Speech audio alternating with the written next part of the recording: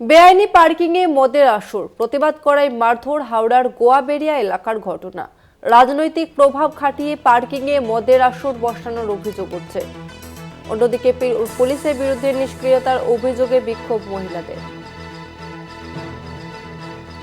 এই মুহূর্তে আমাদের সঙ্গে ফোন লাইনে রয়েছে প্রতিনিধি জগন্নাথ সামন্ত। জগন্নাথ, ঠিক কি অভিযোগ? প্রশ্নটা যদি আরেকবার করেন। জগন্নাথ, ঠিক কি অভিযোগ উঠছে?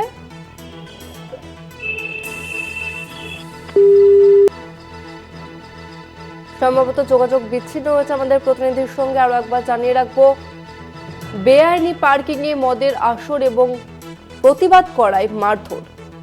রাজনৈতিক প্রভাব খাটিয়ে পার্কিং এ মদের আসর বসানোর অভিযোগ। অন্যদিকে পুলিশের বিরুদ্ধে নিষ্ক্রিয়তার অভিযোগে বিক্ষোভ দেখাচ্ছেন মহিলারা।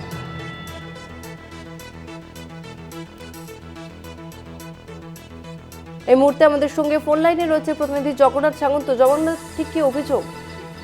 দেখো, বেআইনি পার্কিং এর প্রতিবাদ করায় মারধরের অভিযোগ এলাকার মানুষদের। একটা হাওড়া নাজিরগঞ্জ থানার অন্তর্গত গোয়াবেড়িয়া এলাকার ঘটনায় উত্তেজনা ছড়া এলাকায় রাস্তায় নেমে বিক্ষোভ দেখায় ওই এলাকার মহিলারা। এলাকার দুই মাতব্বরের বিরুদ্ধে অভিযোগ উঠছে যে মহিলারা অথবা ওই এলাকার পুরুষরা যদি এখানে প্রতিবাদ করে এখানে, তাহলে তাদের ওপর মারধর করা হচ্ছে এবং বিভিন্নভাবে পুলিশে যে অভিযোগ করলো পুলিশ কোনো ব্যবস্থা নিচ্ছে না।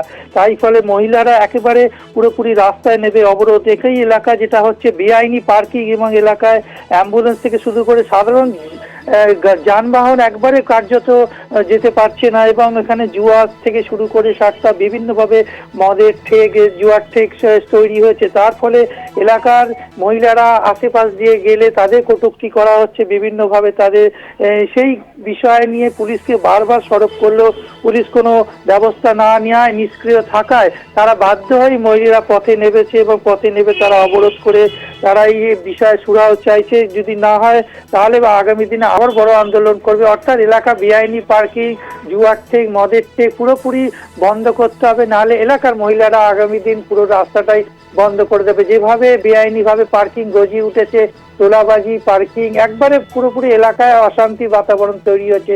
তাই বাধ্য হয়ে মহিলারা এই রাস্তা অবরোধ করেছে। বেশ জগন্নাথ, তুমি আমাদের সঙ্গে থাকো।